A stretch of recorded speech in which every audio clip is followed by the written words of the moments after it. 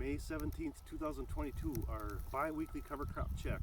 We're standing on in the field for a just south of the Dodge County Fairgrounds on a Healthy Soil, Healthy Water grower participant.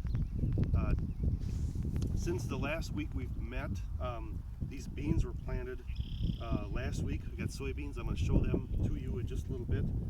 But you can see in the background we got a whole bunch of rye.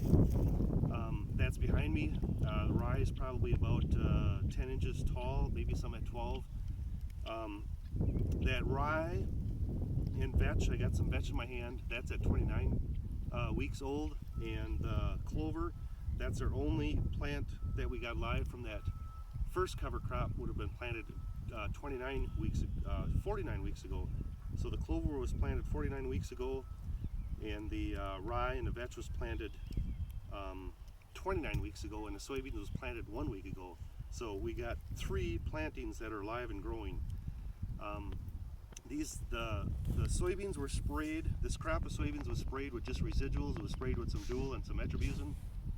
So there was no contact. So we're going to continue to have the vetch growing. We're going to continue to have the clover growing. We're going to continue to have the rye growing, and we'll probably spray Roundup maybe 20 days from now or so, depending upon how the rye is growing.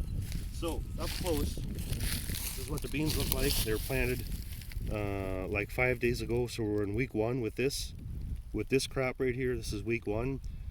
Our vetch and rye, when we actually do even have some nodules that are growing on this vetch.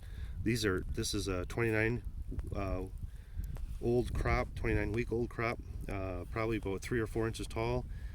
And this is our clover, and we've got this is a 49 weeks old, and we've got nodules on the clover as well too.